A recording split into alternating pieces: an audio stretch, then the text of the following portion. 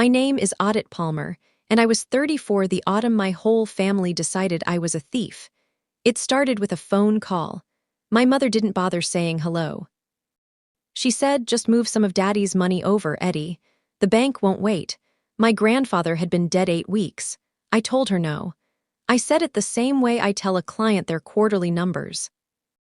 Calm, quiet, no apology in it. No, saying it was the easy part. What happened next is the part I still can't quite believe. By the end of that week, 23 relatives were certain I had robbed a dead man. And my own mother was standing in a farmhouse kitchen asking me in front of every one of them, "Where's Daddy's money, Odette?" I keep books for a living. 3 clients technically, a vet clinic, a seed co-op, and a roofing contractor who still hands me receipts in a coffee can. I'm good at it. I went to community college at night for it. Built my client list one handshake at a time, and I've never once been late filing. People think bookkeeping is boring. I think it's the closest thing we have to telling the truth on paper. My grandfather understood that. Harold Palmer, known to everyone in Brantmill, farmed 300 acres off Route 19 until his knees quit. And even then, he wouldn't let anybody near his ledgers. Anybody but me. For 8 years, every Sunday after lunch. I drove out to the farm, and we did his books together at the oak kitchen table. The one with the pale ring worn into it, where his coffee mug had sat for 40 years. He'd point at a column with a yellow pencil and say, "Numbers don't lie, Eddie, people do." I used to laugh at that. I don't anymore. When his mind started slipping, he named me his executor because he said I was the only one who'd keep it straight. He died in September. I was still settling his estate, doing it by the book, the way he taught me, when my mother decided the book was the problem. The call came on a Tuesday. "Eddie, we're going to lose the house. 4 months behind on a second mortgage, $90,000. The one she and my father had taken 3 years earlier to bail out my brother Wade's heating and cooling business. The one that folded anyway 18 months later. Daddy would want family taken care of, she said. Maybe he would have, but that wasn't the question and she knew it. Mom, asterisk, I said, I can't just take money out of Grandpa's estate to pay your mortgage. An estate isn't a checking account. I'm the executor, which means I hold that money in trust. If I pulled funds to cover a mortgage not even in Grandpa's name, that's a breach of fiduciary duty. I could be held personally liable. I could be removed. In the worst version, I could be the one a court comes after. It isn't my money to move. Not won't, can't. There's a difference and it matters. My mother heard none of it. You always did love your little rules, asterisk, she said. Then the line went dead. I didn't know yet that being right was about to cost me everyone I had. She called back Wednesday with a different voice. Not the deciding voice, a colder one. Where's Daddy's money, Odette? No softness. No Eddie, my full name the way teachers use it right before a punishment. People are asking questions, family. They want to know why his accounts look so empty when you had the run of them. I felt the floor tilt. Accounts look empty. Someone had been talking, and someone had already decided the answer was me. I know what an accusation does once it's loose in a family. It doesn't wait for evidence. It moves at the speed of a phone, mother to sister to cousin to in-law, picking up weight at every stop. By the time my brother Wade showed up at my door Thursday, filling the frame the way he does when he's used to being believed, the verdict was already in. He talked at me for 10 minutes about doing the right thing, about family, about how Mom was beside herself and it was on me to fix it. I let him finish. Then I said the same thing again. Estate executor. Can't. He stopped at the door on his way out, and for the first time he didn't look angry. He looked nervous. You really want everybody digging through those accounts, he said. Then he left. Innocent people don't fear the books. They beg for the books. Wade had warned me away from them, dressed up as a threat. I lay awake that night following the number to its home. There were a few times over the last couple of years, I remembered now, when Grandpa had asked me to leave a little room in the spreadsheet. When he'd written a check I didn't ask about. When he'd said only, "That's between me and Wade," I'd respected it because it was his money. but the shape of it was clearer now in the dark. That Saturday, I drove out to the farm with 2 empty accordion folders and a thermos of coffee. I spread Grandpa's bank statements across the oak table and started building what I should have built weeks earlier, a complete accounting. Every account, every balance, every transaction. Where the money came in, where it went, and why, hours in. I lifted a divider and found a thin stack of papers I hadn't cataloged. Handwritten across the top in Grandpa's careful script, promissory note. Below it an amount, a date, and a signature I knew. I'd watched it scrolled on Christmas cards my whole life. Wade. There were several of them, paper-clipped together, spanning 2 years. I didn't add them up that night. I told myself I was tired. The truth is, I was afraid of the total. The next morning, I sat at my own kitchen table and did the math. I wish I'd been standing. $46,000. That's what my brother had borrowed from our grandfather over 2 years, in pieces. 8,000 here, 12 there, a final 11 the spring before Grandpa's mind started to go. Every loan documented, every note signed, not $1 repaid. I read them 3 times because I needed it to be a mistake. It wasn't. To make out the faint pencil on the last note, I reached for Grandpa's reading glasses, the wire-rimmed ones with the bent left arm. Still sitting on his kitchen windowsill, where they'd lived for 40 years. Through his lenses, the world went soft at the edges and sharp in the middle, and I saw something I'd missed. On that last note, his signature wavered. The hand that had always been firm and level had gone shaky. A man fighting his own body to do one more honest thing before he couldn't. He'd loaned Wade money he probably knew he'd never see back. And he'd written it down anyway, because the pages were the point. Suddenly, the whole picture turned over. The empty accounts my mother kept describing weren't empty because of me. They were lighter because Grandpa had been quietly carrying my brother for years, and because his care at the end hadn't been free. The money hadn't vanished. It had a paper trail a mile long, and every footprint on it belonged to somebody other than me. I called Marion Voss, the lawyer Grandpa had taken me to see 2 years earlier. She remembered him right away. The gentleman with the hat. She also remembered what they'd built, an irrevocable education trust for his 4 great-grandchildren, funded and finalized, drawn up tight. She told me not to dump the numbers into a group chat I'd been removed from. As executor, I had a duty to account properly, not scatter half-figures around to win an argument. Do it once, do it whole, do it on the record, she said. Then nobody can say you cherry-picked. Then she said the thing that turned the whole month around. When it's done, don't mail it to them. People don't believe paper that arrives alone. Get them in a room. Let them watch you open it. I knew exactly which room. 2 days later, my mother called, sweet as pie, which is how I knew it was a trap. We're having a dinner out at Daddy's this Sunday. The whole family's coming to remember him. It would have been his 80th. A memorial supper in Grandpa's own kitchen, on the birthday he didn't live to see. It sounded lovely. It was a courtroom with a casserole. She wanted me cornered in front of all of them, where I'd either break down and fix it, or refuse and prove I was guilty. Of course I'll come, I said. My grandfather taught me to keep every page, even the ugly ones. So when my mother set a dinner to put me on trial, I didn't reach for anger and I didn't reach for excuses. I reached for a binder. I built it cover to cover. Section 1, every account, every balance, 3 years out.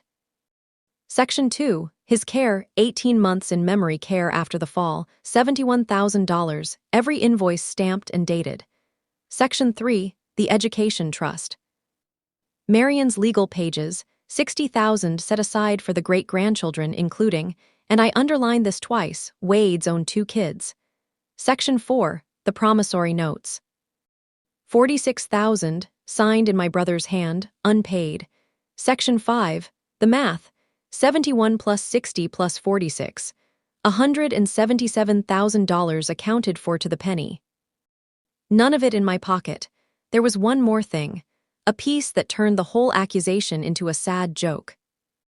Grandpa had kept a separate certificate of deposit, $95,000, untouched. And in his will, that exact account was left to his daughter, my mother. A specific cash bequest in her name the moment the estate cleared. More than enough to save her house. All she'd ever had to do was ask me to read the will instead of accusing me of robbing it. Sunday came up gray and still. I drove out to Route 19 last, parked last on purpose, and carried the binder in against my chest, like a casserole nobody asked me to bring. The farmhouse kitchen was full and warm and wrong. Too many people in a room built for two to do the books in. The oak table was set with my mother's good plates, as if a nice tablecloth could make this a supper instead of a sentencing. Wade stood at the refrigerator with his arms crossed.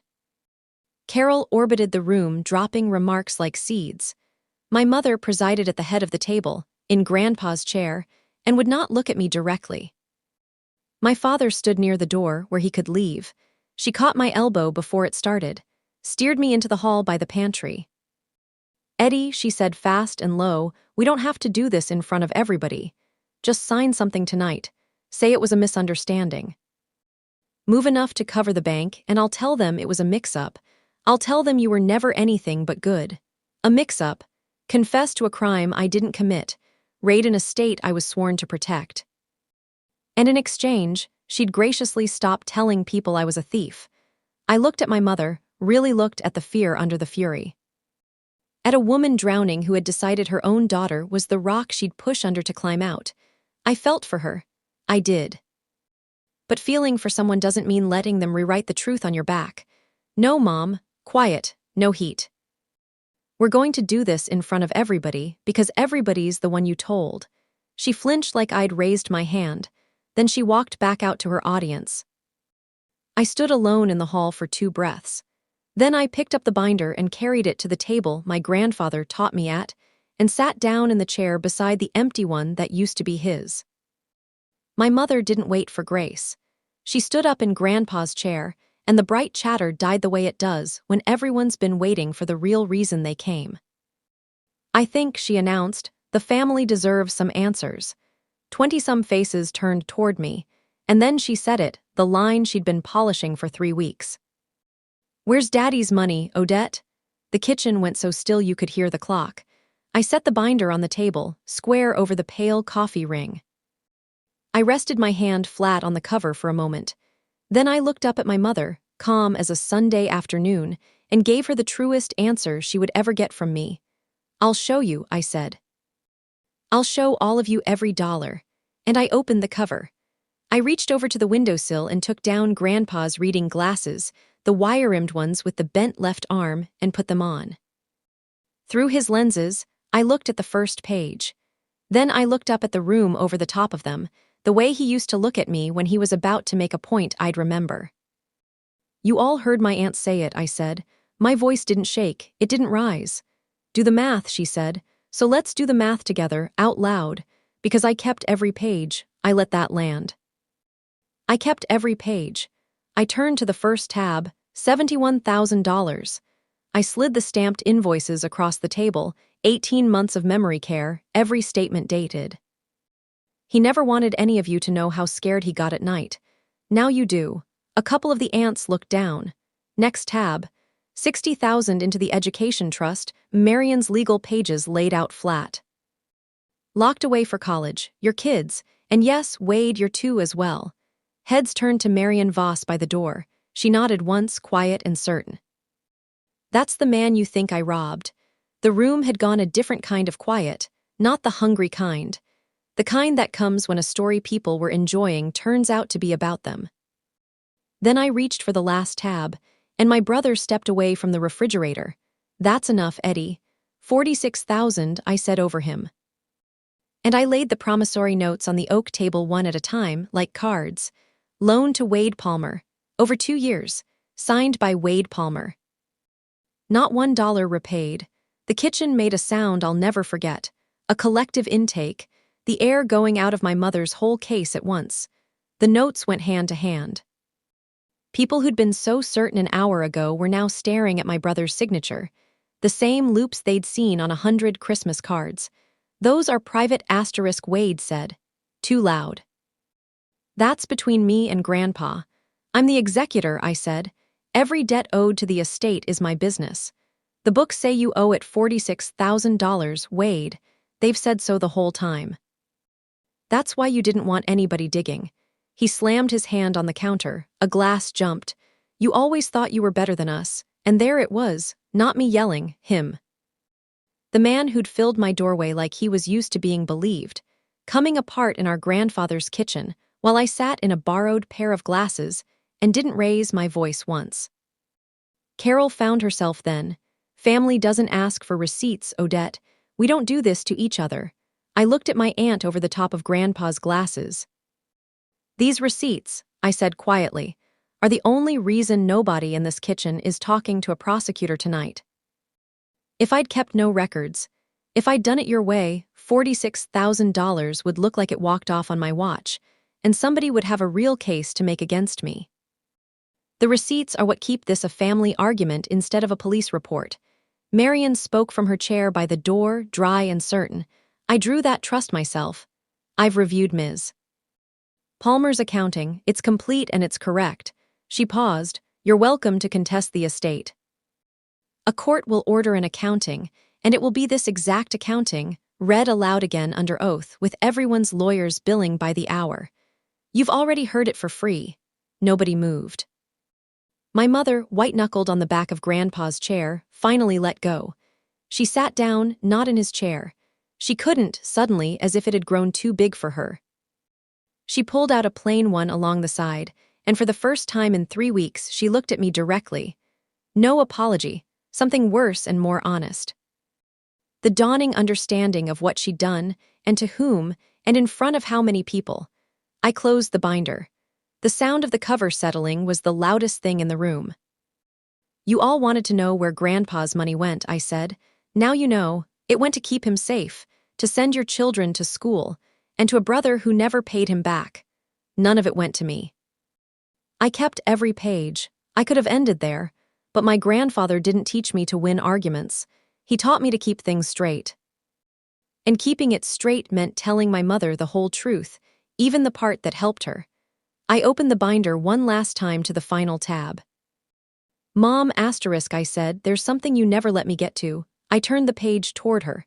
Grandpa left a CD, $95,000, separate from everything else.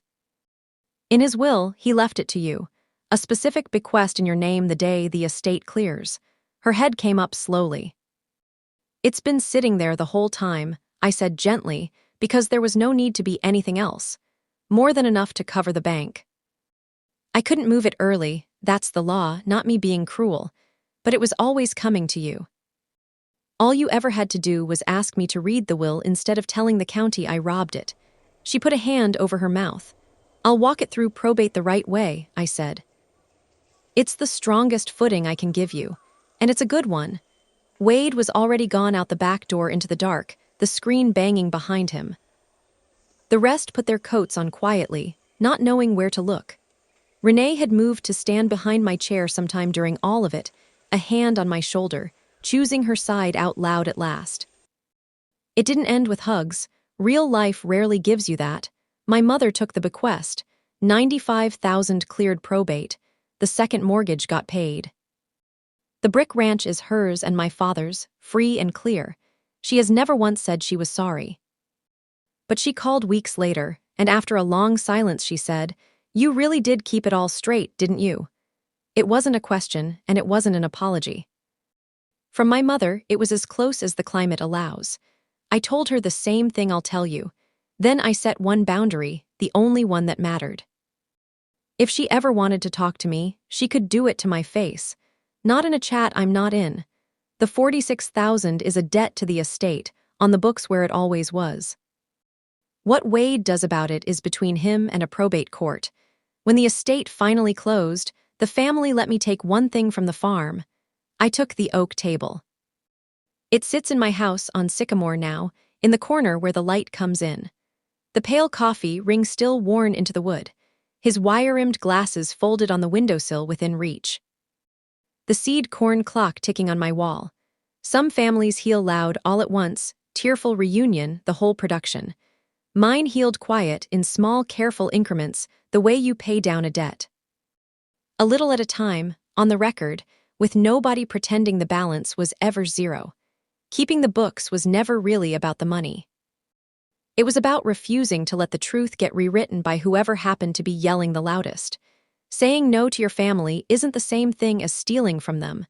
One phone call, one binder. And a table my grandfather taught me to keep honest. Keep your own pages, even the ugly ones.